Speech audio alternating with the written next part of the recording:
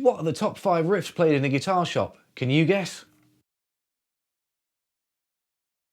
We found out that 89% of you watching this video aren't subscribed to the channel. We'd love to stay in touch with all of you, so if you're watching this video, don't forget to subscribe. Hi, Sam from Guitar Village here.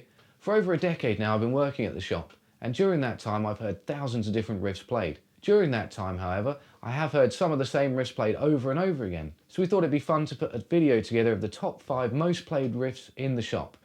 What I'd like you to do is pause the video now, get down to the comments and write down what you think this might be, and let's see if you get them right. At number 5 we have Under the Bridge by Red Hot Chili Peppers, off their 1991 album Blood Sugar Sex Magik.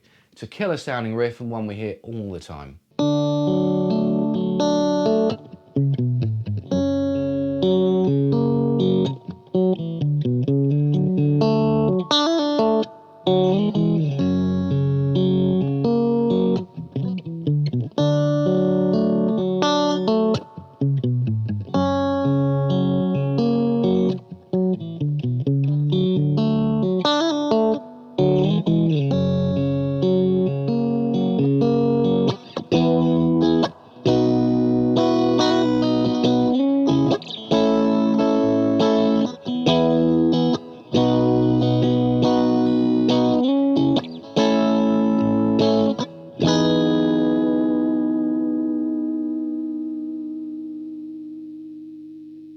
To recreate these sounds at home, you're going to want to play through a small combo, maybe a Fender amp, something with a nice clean sound, as it's quite a clean sounding part. You're going to need to use your compression. You're going to need to turn that thing up loads. Get it up all the way to start with and see how it sounds. You want to really hear that thing working. For the guitar, as John Frusciante is known well for using a Strat, I went for this. This is an American Ultra Strat in the Ultra Burst finish. It's a really cool looking guitar. It's a really modern guitar. It's got some really nice features, including the S1 switch. You can get so many different sounds from it. I think this really nails the sound of the track. Coming in at number 4, we have Enter Sandman by Metallica, off their 1991 album, The Black Album. It's a killer sounding riff. It sounds huge. And what you're actually getting here is 2 riffs for the price of 1.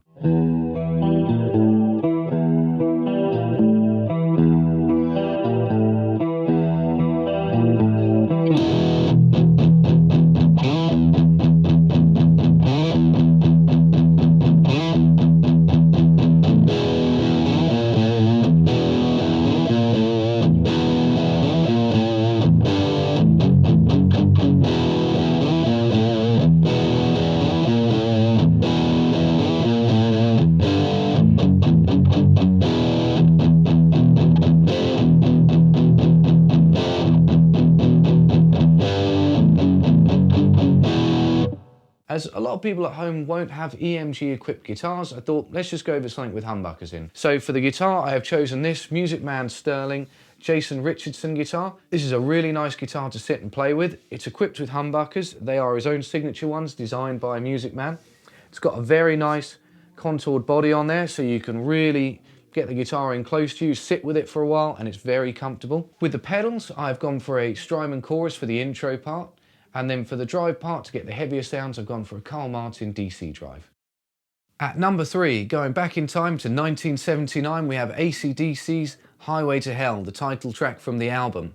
It's a killer song with a killer riff in it. The whole album's great. Definitely check it out. It's 3-chord rock at its best.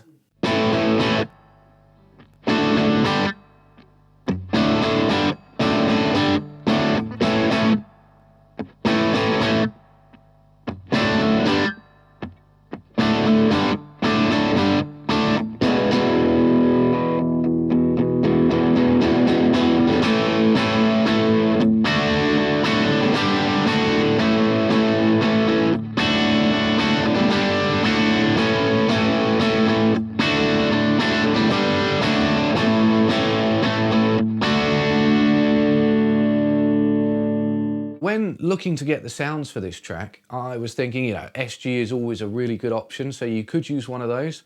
But as this is a rhythm part, and Malcolm was always well known for holding down the rhythm parts, I thought we would pay homage to him and use a Gretsch. This particular one I have in front of me is the G6120 TG in Azure Metallic. This is the Player's Edition. It's a really, really cool looking guitar. I mean, straight away to me, it just looks like a really nice tuxedo suit. The blue really pops with the white and the gold hardware on there. I just think the whole thing looks great. And the sound is killer from those FT67 Filtertron pickups. For overdrive, I am using the Carl Martin just to get a little bit of gain. Not too much, you want it to be punchy, you don't want it to be saturated with gain so that it kind of gets lost and it gets a bit sloppy sounding. If you've got a Marshall amp or something similar at home, set it to the crunch channel, but just set it with low amounts of gain so it sounds right. Moving forward to 1987, an unsurprising number 2 position goes to Sweet Child of Mine by Guns N' Roses off the Appetite for Destruction album. It's a great album, it's a great song.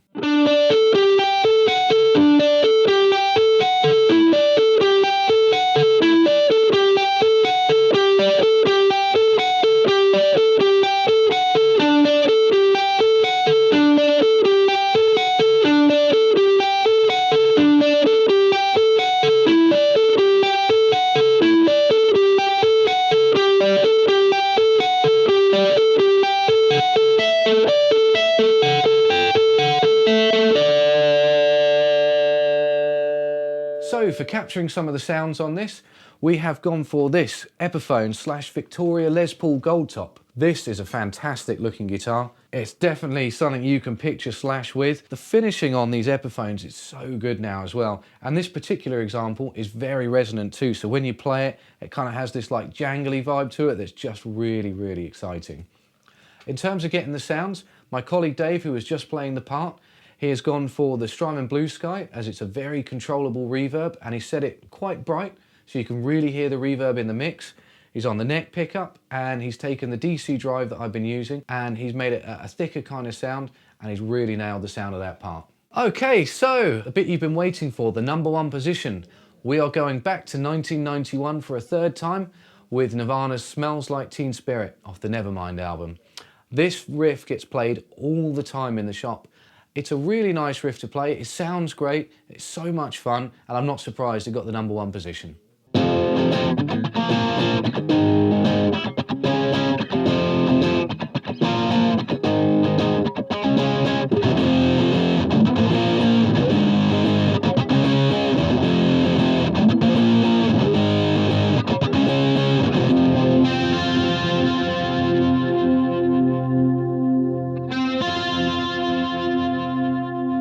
In terms of what I thought was going to work for this track, I knew I had to use a Kurt Cobain type guitar, so I went and grabbed one of these ones from the shop floor. This is the Kurt Cobain Jag Stang from Fender. It's in Fiesta Red. This is a really freaky and cool looking guitar at the same time. You've got a really cool kind of vintage Mustang style tremolo on there.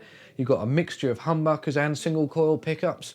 And it's super simple with the layout. Couple of switches, couple of knobs, and you're ready to go. In terms of the pedals to get the sounds, for that kind of intro, clean, slightly broken up sound, I stuck with the DC drive from earlier. And for the verse clean part, I went for the Strymon chorus pedal again. For the fuzz part, I grabbed one of the Boss Wazacraft fuzz pedals out, which just really nails that big fat sound. Going back over these old riffs was really fun for me. These are things I would have learned maybe 20 years ago or so, when I was just picking the guitar up. What it also made me do with making this video is listen to the original tracks again. While I love hearing other people's interpretations and versions of these riffs, it's really nice listening to those original records, the way the artist played on them, the way that the artist wanted you to hear that record as well. We really had a lot of fun making this video, and we hope you enjoyed watching it. So if you want to check out more of our content, please subscribe to the channel so you can see new videos coming out every Friday at 4 PM. And don't forget to give us a thumbs up.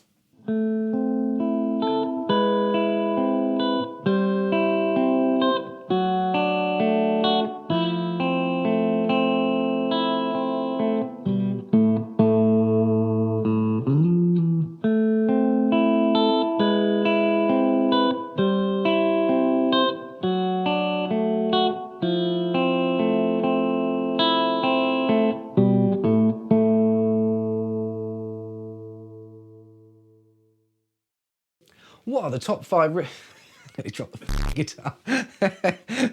What are the top 5 accidents in a guitar shop? Can you guess? coming next week.